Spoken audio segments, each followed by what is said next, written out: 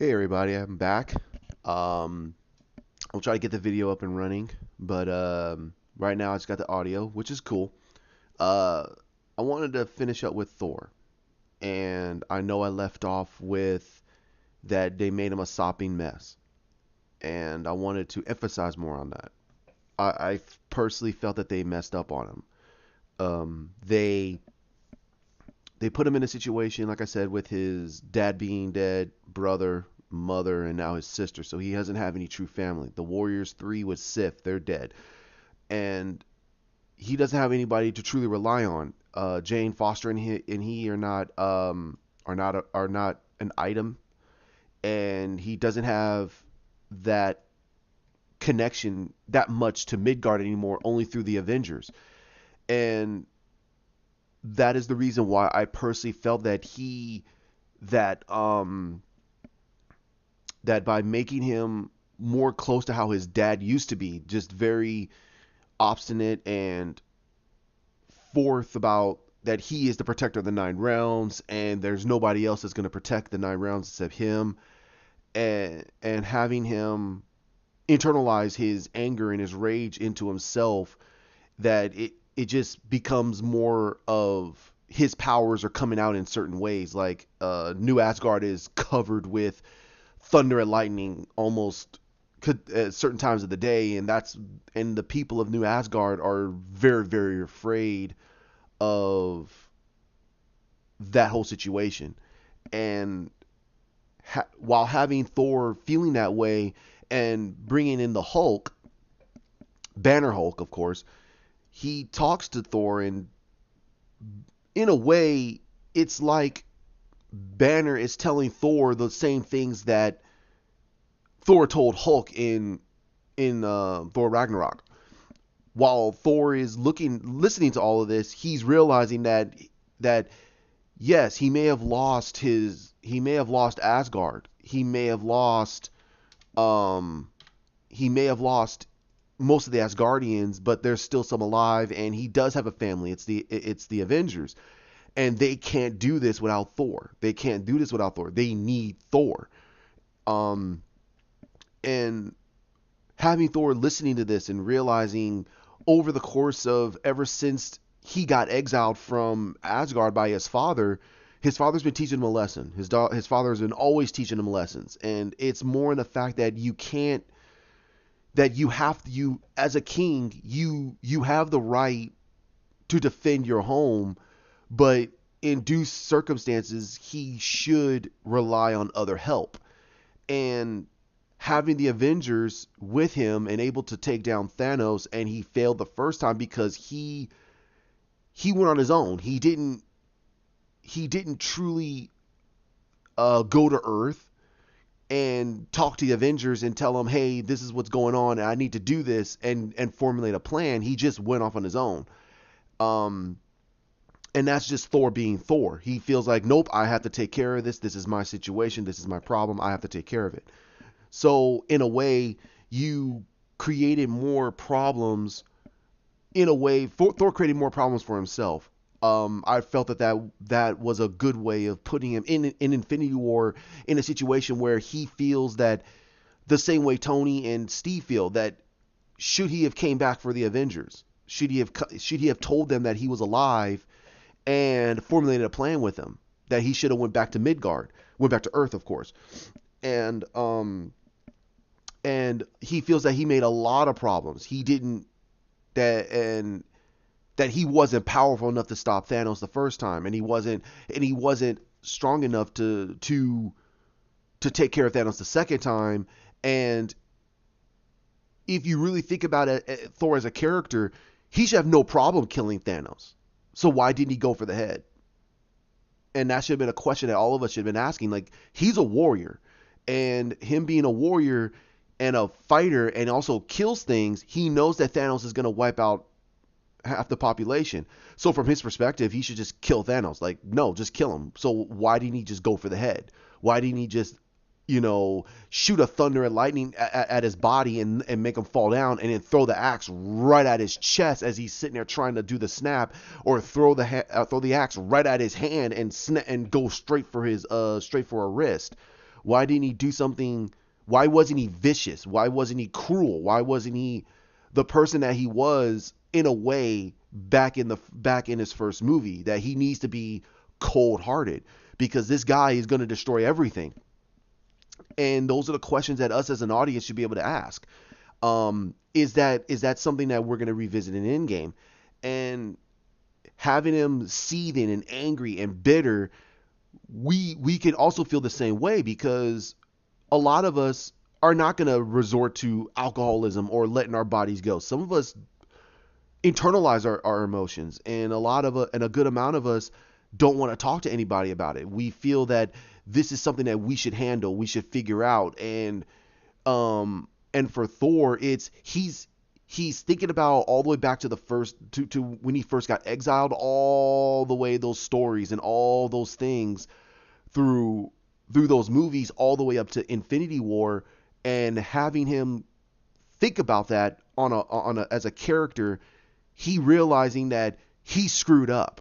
He screwed up so bad, and his dad told him, "You don't need a hammer. You are the god of thunder."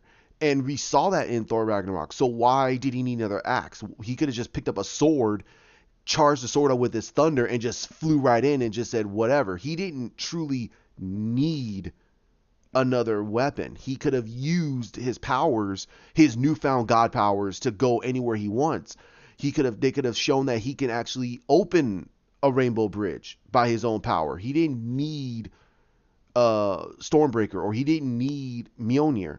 And I felt that that was a misstep. I feel that having him letting himself go, that's too much of a Earth thing, and that's not Thor. Thor is not an Earthling. He's an Asgardian. He's different than all of us, and he's a Viking god. He's a Viking warrior, and Vikings don't resort to letting their bodies go when a lot of things don't go their way. They actually internalize. They drink, but they try to drink the strongest liquor that they can get their hands on. It seems to me that they were trying to humanize Thor, and it got lost. It got lost on certain people that really enjoy Thor, while other individuals who probably don't care, they just see Chris Hemsworth playing as the character. They don't see Thor, they see Chris Hemsworth.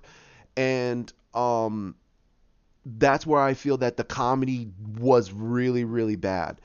Um, and again, I will talk about how I would completely fix it, and it would actually work. It would still work with the narrative that they're trying to establish with Thor, and the ending would not really change, except there would be certain little things that would actually make a little bit more sense for the Thor character.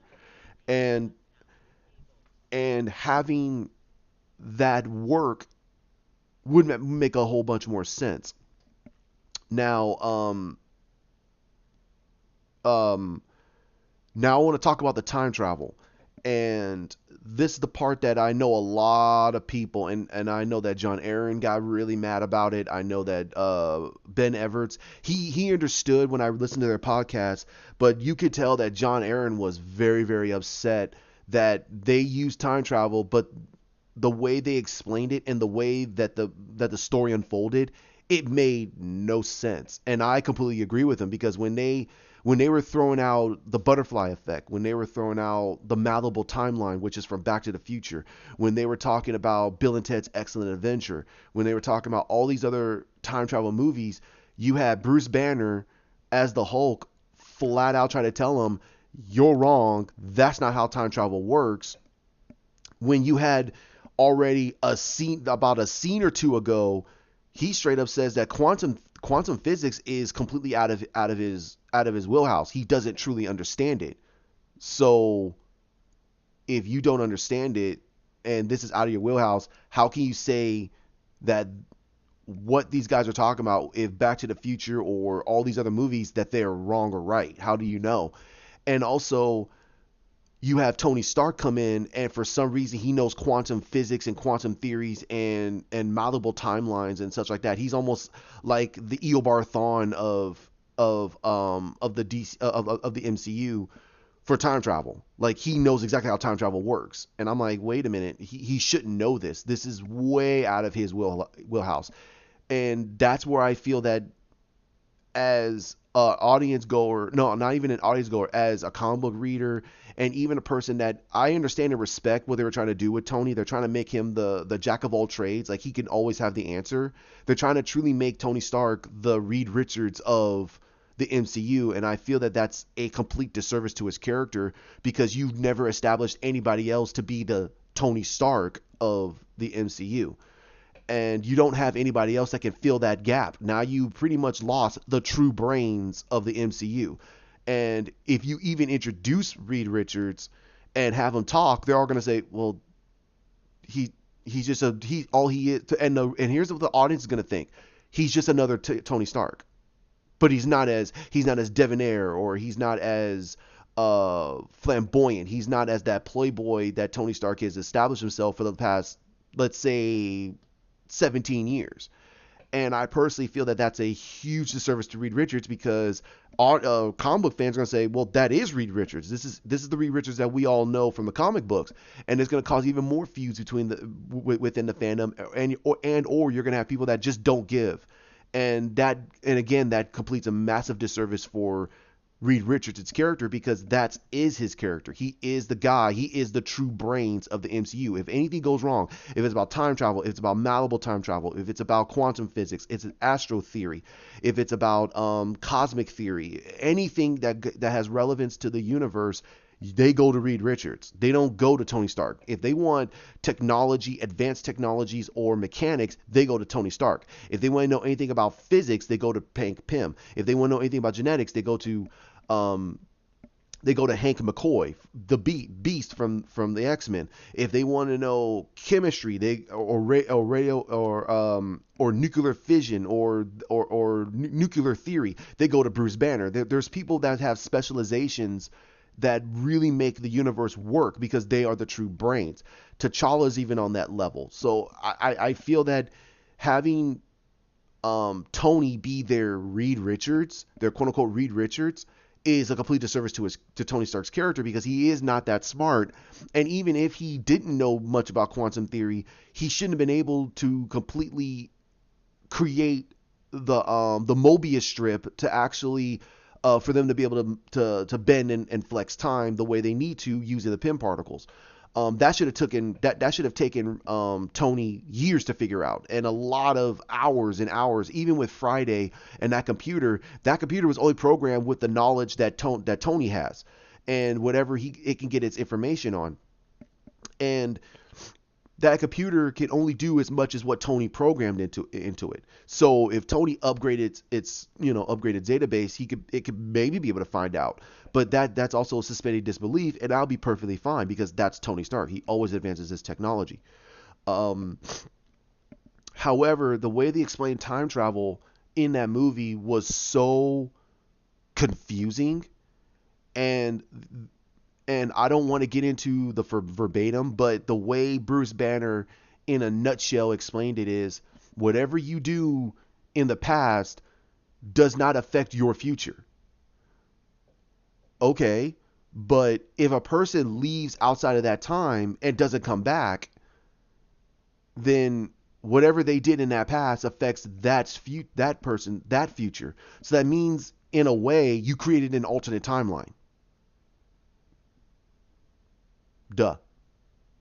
But you just stated that you just had Bruce Banner flat out stated that um, Bill and Ted's Excellent Adventure, which creates alternate timelines, the Butterfly Effect, which creates alternate timelines, does not exist. That's wrong.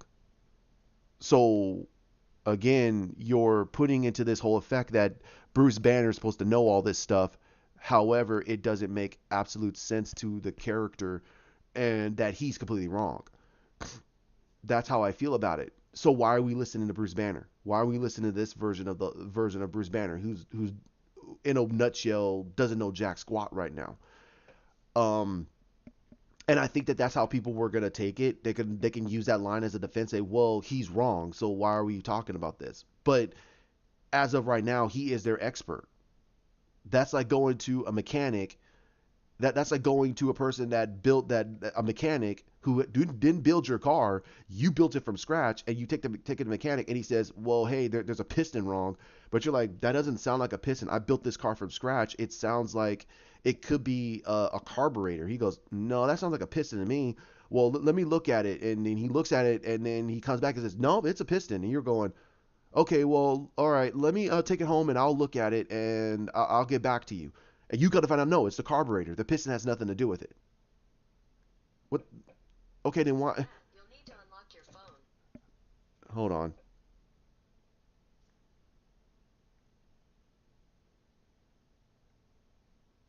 The best way to get home by car is via rock.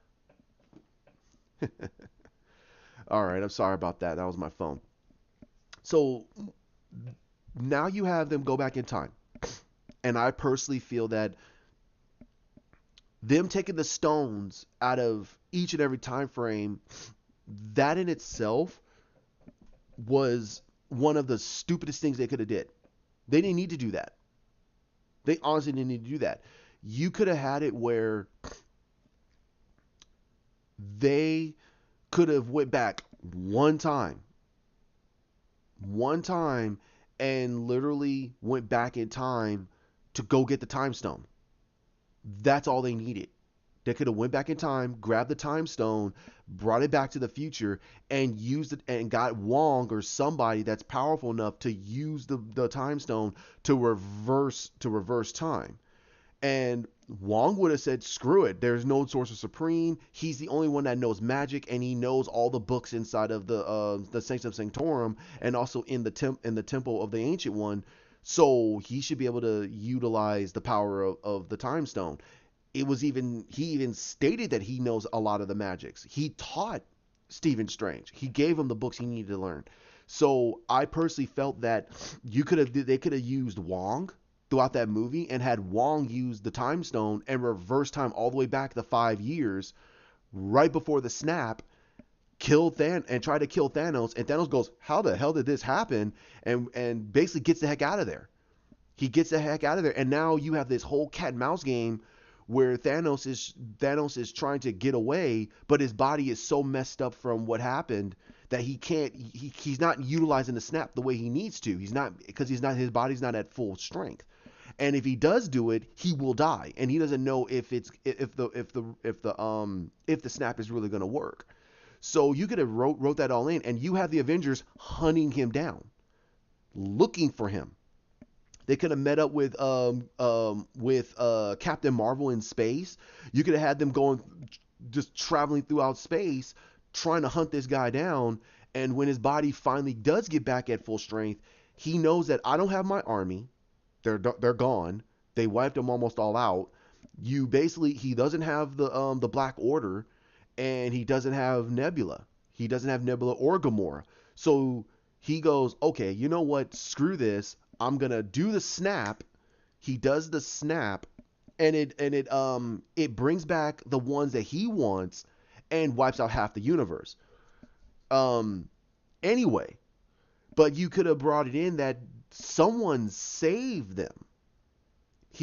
Actually, no. You could have had it where he did the snap and took out everything and died in the process, and that's when you introduced an entity, and they're like, "Who the heck are you?" And they can introduce the Living Tribunal, and you're like, and I know the audience is gonna go, "What the heck is the Living Tribunal?" And they say that we are the judge, the jury, and the execution of the universe, and we have deemed this to be wrong. We judge that Thanos was right in what he was doing because we know the end result of we know the end result if he didn't do it. And he came to us, and you could have had this whole story, this whole revelation that Thanos went to the Living Tribunal when he was younger and asked them, "What is the end result if I don't do anything?" And they told him that we've judged that the universe is going to die, that the overpopulation is going to happen, and wars are going to create so much chaos. And then he goes, "Well, how am I going to have to fix this?" They tell him, the not the judge, but the jury tells him that um that you can use the power of the Infinity Stones. They reveal to him everything he needs to do. Now, the you can have the rest of the Avengers who are living. You could literally had them straight up state, why did you do that? And he could have said, because I seen everything. I know the past, the present, and the future. I know that Thanos was right. And that could have sealed everybody going, oh God. Like that everything that he said throughout the whole Infinity War would have made more sense, because that would have, to us as an audience and even the comic book fans, we would have been like, he was right. Why were you guys fighting him? Why were you taking it personally? He was trying to save everybody.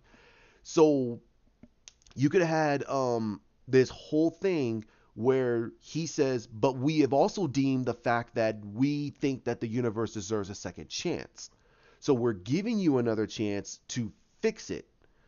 And he goes, fix it in a way that it won't happen again. And they emphasize the word again, and we're like, what do you mean by again? But then they're going, okay, well, you're thinking about because of the snap. No, they're talking about beforehand. There were things that happened beforehand that they had to fix before, and this was the end result, and now you got to fix it again.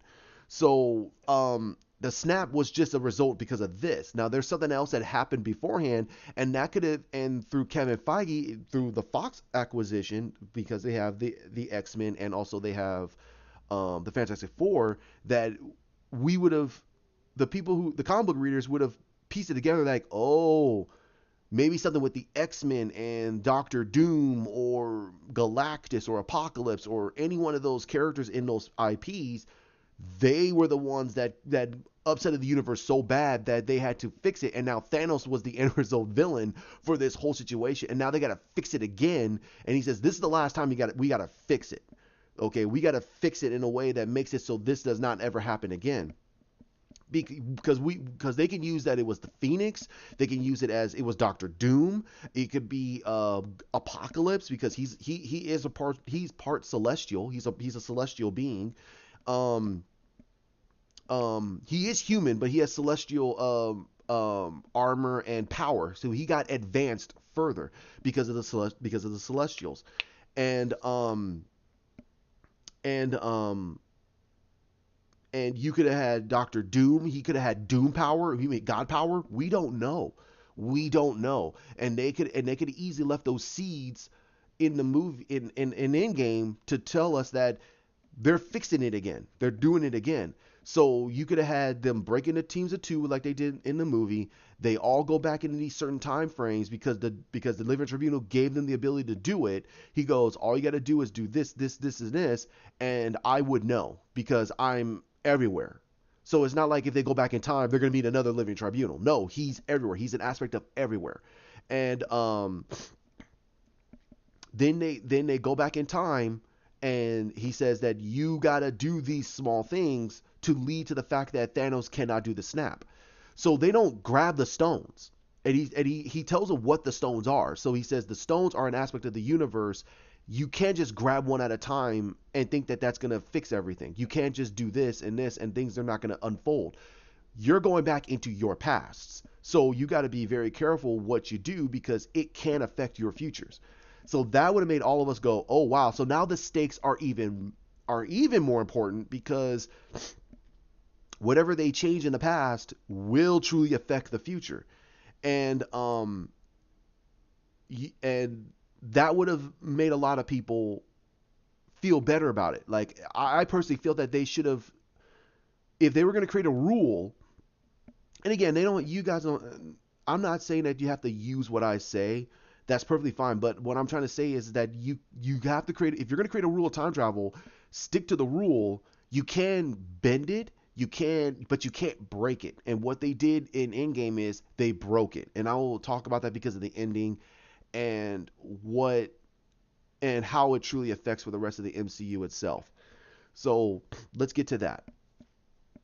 The ending. For Captain America's ending, it to me it was such a slap in the face, and I feel ashamed. Oh, for Chris Evans, I feel ashamed for Haley Atwell. I feel ashamed for Emily Van Camp. I feel ashamed for everything they did for the Captain America character since the first Avenger. Now, you can have all those people that straight up state that, well, what's wrong with the ending? I'm personally saying is Captain America from the in the first Avenger fell in love with Peggy Carter. Okay, that's fine. He inadvertently died, and he woke up 70 years later. His whole world is gone. Everyone has moved on. No one that there's stories of Captain America and what he did in World War II and the defeat of Hydra and the defeat of the Nazis and such like that. We all know that's part of the MCU history. And in the first Avengers, you got Captain America not suffering from PTSD, but he's looking back and he's angry because he didn't get to lead the life he wanted.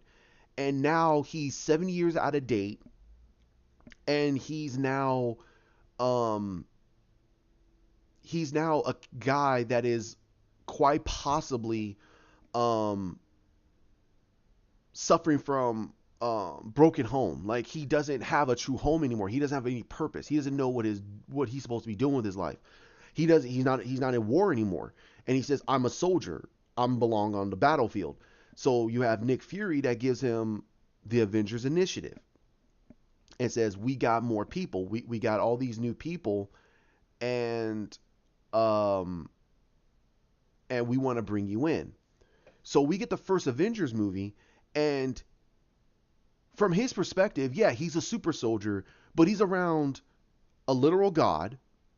He's around two assassins. One is a gun expert, and the other one is an archer. Then you have an arrogant playboy in a robo suit, a fully functional robo suit, and a gigantic green monster.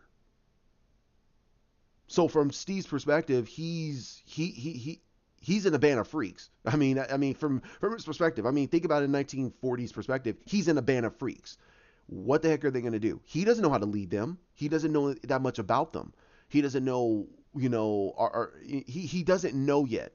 So after the first Avengers, he knows that they are a good team and they can work well together, and they establish a great rapport. Now you got Captain America: Winter Soldier, and I will flat out say that is the greatest MCU movie and Captain America movie I have ever seen, and I feel that they should go back to something like that for Captain America. Spy and intrigue. I don't want a comedy. That makes no sense. Um, Political thrillers. That's great for Captain America.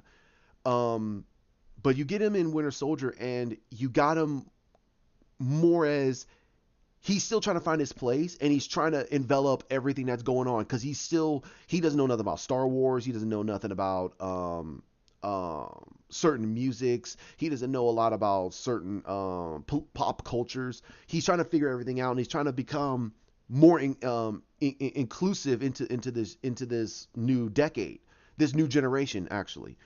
And throughout the movie, you have Cap looking at Shield, because he knows that Shield was founded by Sharon, not Sharon, by Peggy, and he feels that it is his duty to live up to Peggy's expectations as this great hero for Shield. And now he gets to see her, and the first thing out of her mouth is, you're still the same person. And he goes, you're still my girl. And he's still living back in the past. And now that is Cap. That's Cap from the comics. I don't care what anybody says. That's Cap from the comics. He always lives back in the past. However, she told him, I had a great life, and I want you to live yours. I don't want you to live in the past anymore. And he doesn't know how to do that. And that's where they introduced Sharon Carter. And I felt that that was a great way of doing it. Now, some people can say, well, okay, but what about Peggy? And I go, but Peggy's an old woman now, and he's in this present. Sharon, they don't have to have romanticism. They don't have to. He could just be friends with her and let it grow organically, more naturally, and find out that she's actually a good girl. Let's move forward with this. This is, he can't keep pining over a woman that basically had a great life, and she did everything she possibly could. She founded this a great organization to help people and did it in his name, and now he's living her dream. He's living her dream. So I personally felt that having Captain America that way was really really cool. Now, um, introducing Sharon into the mix was a great way of bringing in a comic book love story, and having her as his guardian that he doesn't know about was really funny and really cool at the same time. But they really dropped the ball. They dropped the ball so bad that I felt that in Civil War, that after everything went down, she's with the CIA. No, she's with the FBI. She's with the FBI. She's with the FBI. And she's highly trained, so she can easily get herself a job there, and I was perfectly fine with that too. But in Civil War, you didn't you didn't do the due diligence and give them that story. Like everything that happened in Civil War, you could have had Sharon with him. You could have had him follow him throughout the whole thing and being his friend, being close to him. And then when the whole thing with Bucky fell through, like he found Bucky, you could have had her telling Steve numerous times, "Are you sure that Bucky had nothing to do with this?" But when he says, "No, I know Bucky. He's not. This is not Bucky." You got Bucky sitting there saying, "It's the programming. It's this and that." And then you could have Sharon go, "Oh, that makes a lot of sense." Okay, and she's trying to help figure it out. And she says, "Okay, well, I'm gonna go off, continue on your missions, and I'll figure out everything of what's going on." And you don't see her for the rest of the movie until the very end, where she's with him, and she helps him break the heroes out of the raft because she used her clearance codes to get out, and that's how she leaves the FBI. But she's on the run with Steve, and that starts the relationship. You could have had that. Or they're not in a relationship. She's just getting closer to Steve, and Steve just needs a friend. Because regardless of that, you have Black Widow there, and people are saying they want Black Widow and Steve together, and I go, no, that's gross because they don't look at each other romantic. They look at each other as brother and sister, and I feel that that's a much better relationship for both of them.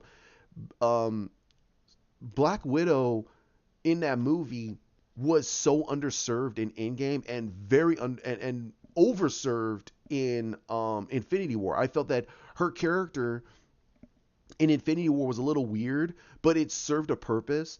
But in Endgame, she was pointless. She was just there crying her eyes out, which is understandable. And I'm not saying that that's wrong. I'm not saying that she should be like this hard-nosed character that shouldn't cry. No, no, no. She should feel emotion. But throughout the movie, that's all she was really doing. She wasn't doing anything. She wasn't trying to take command of the whole situation. She wasn't trying to talk to Steve and get Steve's mindset out of it. She's not trying to be the Rock to get Steve to become the leader. And I felt that that's what was needed. They needed someone to be that Rock that tells everybody, listen. And the funnier part is that's where I felt Scott Lang was. He was the Rock. He told everybody, "No, I can get this done because I don't know how quantum theory works, but I know how the quantum realm does work, and we can do this." So time works differently there, and he explained it. He explained how it works, and but the ending itself for Cap was very very underserved for the character. I felt that having him go back in time, putting everything back was fine, but him not coming back and living his life with Peggy. And here's again, this is where the time travel aspect comes in. If if you can't take anything out of the past and it won't affect the future, which that means that the stone's future is set. That means that it's gonna immediately go back, and that's that. Mjolnir is taken out, so that Thor doesn't have a hammer, or that means that wait a minute, if you take the hammer out of from Thor 2, that means that literally Thor doesn't have it throughout Thor 2. He won't have it for Age of Ultron. He won't have it for Infinity War, and he won't have it for Thor Ragnarok, so it won't be destroyed. So give him back his hammer. Just give him back his hammer. Who cares? But they didn't do that. They just said, nope, let's put it back. They took the stones out, which should have affected everything. By taking the stones at a time, and this is where I come back to. By taking the stones at a time, then that means that Thanos doesn't have them. You could have snatched a Vision and brought him to the present. Would have fixed everything. Would have fixed everything.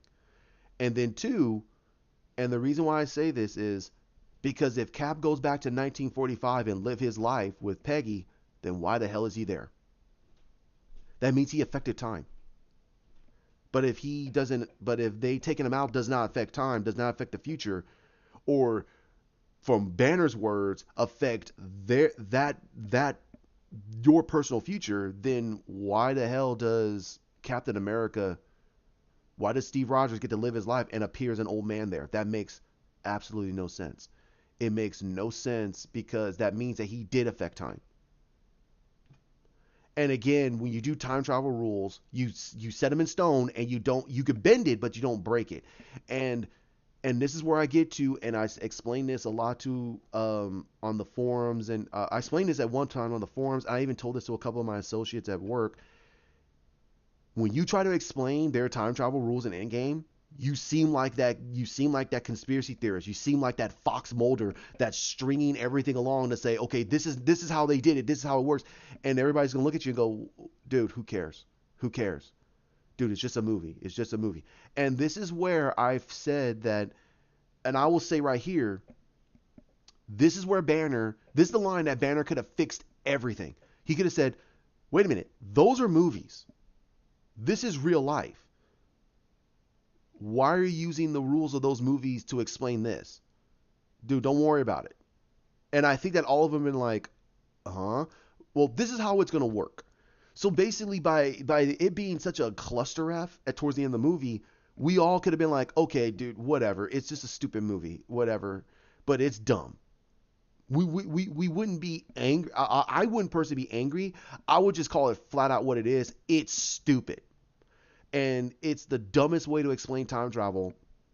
Marvel, on a whole, as Avengers, do not deal with time travel a lot. It's usually the X-Men or the Fantastic Four that deal with time travel. And they explain it very scientifically, and they also use the multiverse theory. And they stick to it, and they don't meddle with it. But having the Avengers deal with it, they only dealt with it maybe a few times, maybe a handful of times, maybe at most 10 in the comics in the since 1967, I believe, the year that they came out, that they've ever dealt with time travel. They've never really dealt with time travel. Ever. The Avengers never go back in time, go to the future that many times ever.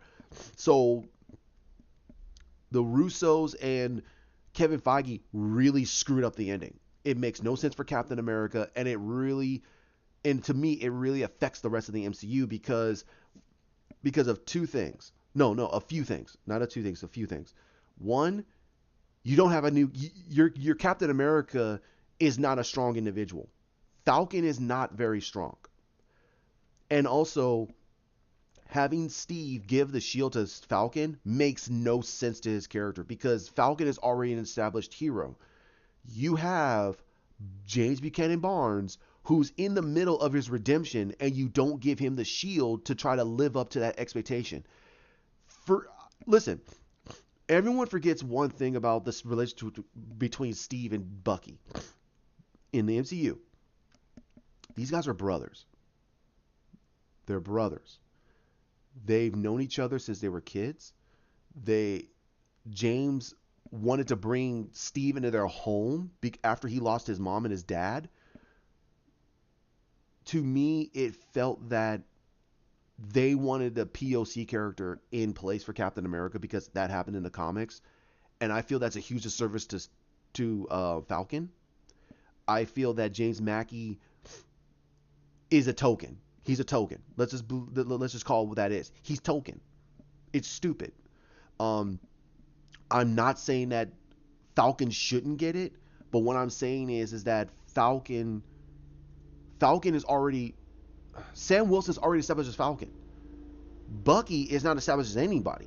He can't be called the Winter Soldier anymore because that's that evil persona that basically killed people for 70 years. That killed Tony Stark's parents, that killed the president of the United States. He's the one who killed JFK. He killed all these people to get them out of the way for Hydra for the past 70 years. He can't be called the Winter Soldier. He can't own that name. That's wrong. That is a Nazi slash Russian Nazi name, and he cannot use it. Um, by giving him the shield, it makes a lot of sense, and also it gives Bucky a lot of redemption. And also, if they reintroduce the Red Skull, it gives Bucky purpose, because it's like the Joker and the Batman. When Joker sees another person in the suit, he knows that's not the Batman. That's not his Batman. If he sees another person in the suit other than Steve, he knows that's not Steve, and he's definitely gonna know it because Sam Wilson is gonna be freaking the Captain America, and I feel that's wrong. I feel that's completely wrong for the character.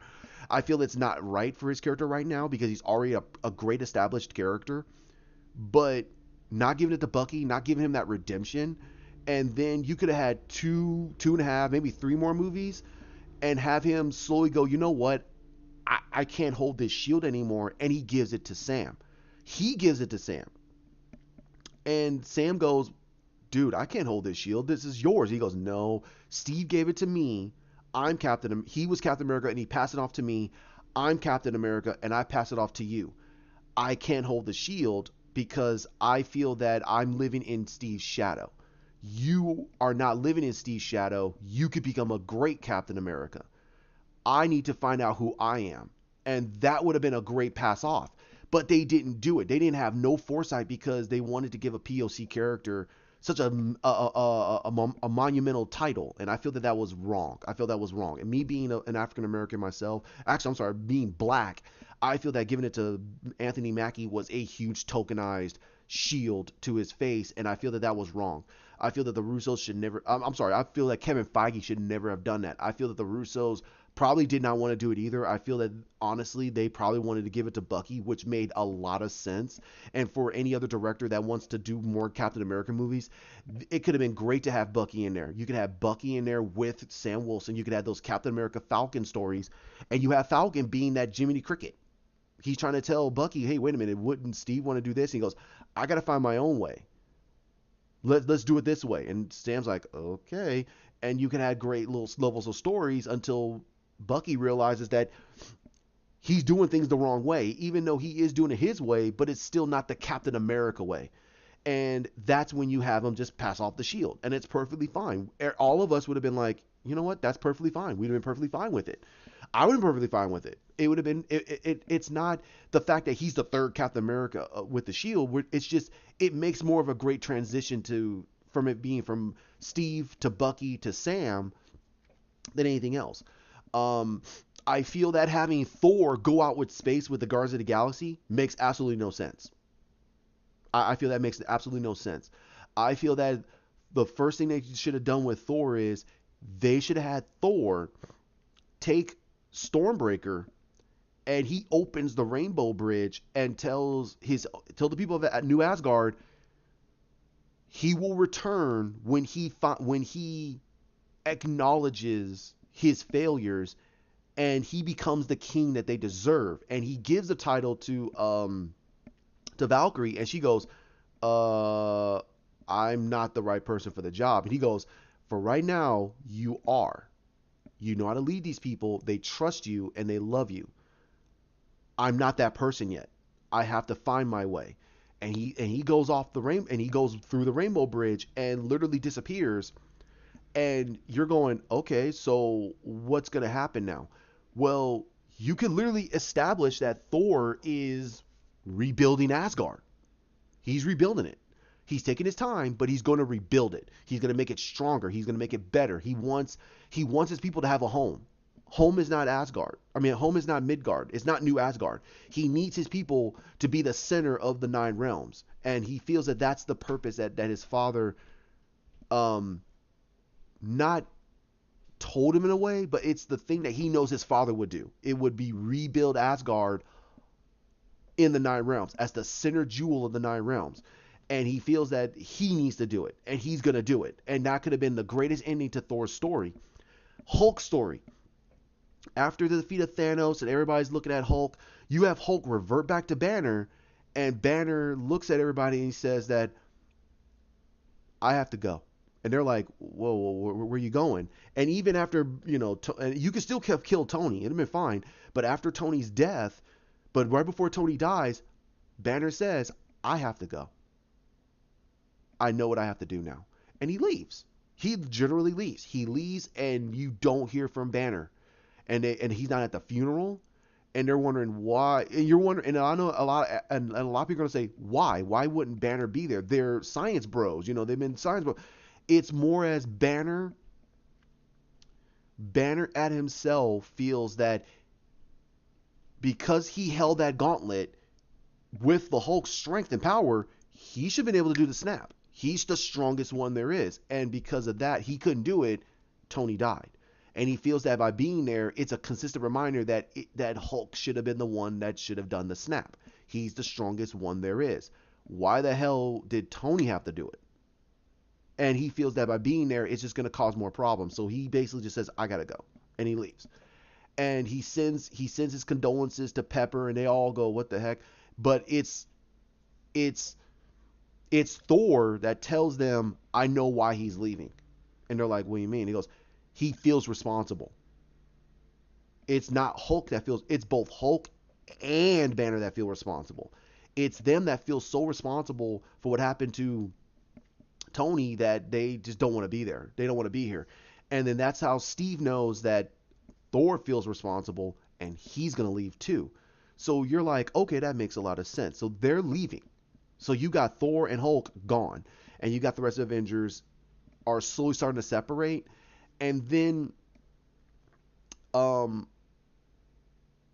and that's the end of the Avengers. That's the true end of the Avengers. They all just basically go on their merry way. You have Steve that goes on with his life, and you have Black Widow is passed away. You have Hawkeye that goes, you know what? He's done. He's basically gonna go home and just be with his family. So you basically lost the original Avengers. The original Avengers are gone.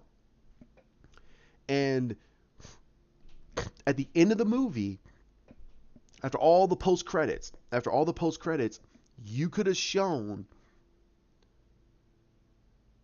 Nick Fury sitting in his office, and Maria Hill comes in and she goes, so what are we gonna do next? I mean, Tony's dead, Steve's not with us anymore. Thor, he goes, I know, I know exactly what you mean, but you know what? And he says something like, my mom always says that even if one plan doesn't succeed, even if one plan falls through, you always have to have a backup. And that's when he presses a button on his computer, and it shows the new Avengers initiative. And he goes, this time we're gonna do it right. And you're like, whoa. And it shows Carol, it shows T'Challa, it shows Spider-Man, it shows Scarlet Witch, it shows the new Avengers roster. And he goes, this time we're gonna do it right. We're not gonna have fracturing amongst the people. We're gonna bring in much better things. So, and you have the Avengers music as it pans in, and it basically goes black right there, and then that's where you get the dun dun dun dun dun dun, dun and the credits. Everybody's going, oh, that's awesome. That would have been awesome. That he's gonna create a new Avengers initiative, and he feels that what he did the first time was it brought the Avengers together, but but they were already fractured to the point where they were able to work together, but there was too many problems within the team to actually keep them together. This time he wants to do it right. He wants to do it right by getting everybody on page, get everybody on board, and have that synergy where there's no line, there's no this, there's no that. They can work together to the point where if this will not happen again, that they're going to be prepared for anything that's in space, that's terrestrial or extraterrestrial. It doesn't matter. He wants to be prepared for every situation, and he's going to utilize the new Avengers to do it. And that would have been a great way to ending the Phase 4, to end this Phase 4, to end this book. I'm sorry, end this and start the new Phase 4. And that, I believe that would have been great. Now the effects of this is that now the world does not have a Tony Stark. This is the part where I feel that the Russos really screwed up, and I know Kevin Feige screwed up, and I know that the fans didn't realize. And it's gonna go back to BVS. BVS handled Superman's death so much better than how Marvel handled Tony Stark's death. You had one movie with Superman, and you got this movie, and the world and Metropolis thanked him. They had a candlelight vigil at the center of I believe it's a Memorial Park, and it showed everything right there. The whole city of Metropolis stopped everything. It stopped everything. That means that people were at work, people weren't getting food, people weren't doing this, people weren't doing that. You had a lot of people at Memorial Park holding a candlelight vigil for Superman at his death, for thanking him for this sacrifice. Then on another funeral, you have the soldier's funeral. That's the funeral that the United States government, with the President of the United States, the POTUS, the first lady, the freaking vice president, the whole chiefs of staffs, everybody is there giving Superman a burial for his thank you for this his great sacrifice. And that to me, and then on top of that, you had the personal funeral for Clark Kent at the Smallville farm, a mourning for him. You had the priest, you had Pete Ross, you had everybody there. Everybody in Smallville were there to say they lost a son. Now, a lot of people can say, okay, Clark's dead. That town knows Clark is Superman. They know it, and they don't care. They don't care, and that's fine. You think that little town is really gonna out the only person that's actually tried to save their town, save the world? No. If they're so small and they're so tight knit, they're like, nah. And a lot of people can butcher that all they want, but it made more sense when they had three different funerals for Superman and for Clark Kent. And it was the soldier, it was the hero, and it was the son. And I feel that they did a really good job on that. And what I felt that they did wrong in game, and anybody can say whatever they want to say, is you should have saw the world affected by Tony Stark's death. This is one of the most public faces in the world. This man is one of the richest men in the world. And no, and he was on the cover of Time how many times? And you're not doing a cover of Time for him? The great hero Tony Stark has passed away. You're not having people at the Stark Expo doing a tribute to Tony Stark. You're not having Stark International. You don't have them lighting up the arc reactor for the first time in memorial for Tony Stark. You don't have the world and the governments thanking Tony Stark for making this grand gesture, this grand sacrifice for the type of person they all know that he was before, that he was a selfish prick that didn't really give a crap about anybody, and he became Iron Man and then flagrated it in front of everybody saying that, hey, you really he goes, he's going to weaponize peace, and he's going to do all this stuff, and he just had no circumstances, had no consequences. He didn't give two S's, and he made this sacrifice. The governments itself would have stopped for just one day to memorial Tony Stark for his sacrifice. The governments, the military, they all would have done it. But no, we had this one personal little funeral for Tony Stark, and it pans through everybody. Everybody a part of the MCU, all the way up until the last person was Nick Fury. And I'm like, this makes no sense. Now, no. I'm not saying that the whole scene makes no sense. What I'm saying is this whole situation makes no sense. We should have saw the world mourn Tony Stark, because You know it got out. You know that it got out that Tony Stark's the one that saved everybody. He's the one that made the snap and brought everyone back and took out Thanos. He's the one that made this grand gesture sacrifice. You think that no one's going to say anything? Yes, they're going to say something. He's Iron Man. Iron Man's gone. Iron Man is dead. There is no more Tony Stark. No one is. We don't got no cover of Time. We don't got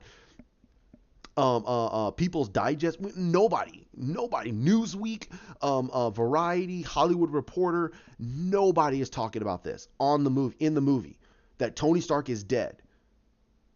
The death of the future. The death of the futurist. And it's just it mind boggles me that we're supposed to just feel for one scene, but you had 3 different funerals for Superman, and I felt those. I felt those because those were 3 different situations. Because we're watching military men just standing there giving him a 5-gun salute, firing cannons, and not even on top of that, they're putting his body in the Arlington.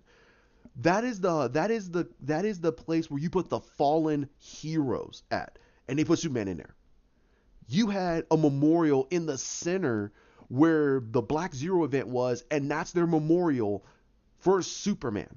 And it's right there in the center of Metropolis. And then you have the personal funeral at the Kent estate, at the Kent farm, and they put him and they bury him right next to his dad. That to me had more impact because we're watching 3 different emotional states. These people don't know that Superman is Clark Kent. They don't. The military doesn't know that Superman is Clark Kent. They don't know. We don't know that, but I think that they don't know. But the people of Smallville, they know that Clark Kent's Superman. Or some of them are oblivious, which is what you can say about. But that's where I feel that they really, really, really messed up on. They should have shown the world being affected by Tony Stark's death. You should have had the kids at Midtown High with Peter, him meeting his friends 5 years later. So we know that the ones who died are the ones that are still around. They're the ones that faded away. So that I think that's their scapegoat. But a lot of them, they already went to colleges and they moved on with their lives. It's 5 years. Some of them are in college, or some of them are moved on with their lives. However, here's the funny part. You had him in Midtown, but nobody on screen is sitting there looking. Nobody on the phone is reacting to the fact that Tony Stark is dead. They can say, "Well, it's days after." Days after, he's a figure. He's a well-known figure. And he's a hero. He's an Avenger. You're telling me 5 days later, no one's going to still talk about Tony Stark's death? They should still feel the rumblings. Even if it's months later, it doesn't matter. It doesn't matter. They're still going to talk about it. They're still going to talk about it. This could be talked about for almost a whole year. How is Stark Enterprises, how is Stark Conglomerate, how is Stark International going to deal with the death of one of its founders? How is the world going to deal without Tony Stark? How is this? How is that? And that should have been the number one thing. And I'm not saying that they should focus away from the death of Tony Stark, but what I'm saying is that we should be seeing people react to this, and a lot more than just the Avengers and friends and close family and such like that. It should have been everybody. How is the world handling this? And I feel that was a misstep. Okay, I'm gonna stop it right there, and I'm gonna start another one. I'm getting close to an hour of talking. But I'm gonna talk about the Marvel vs. DCU. I might not. I might just talk a little bit more about the Snyder cut and what it means when it comes out. All right. I'll talk to you guys later. Thanks.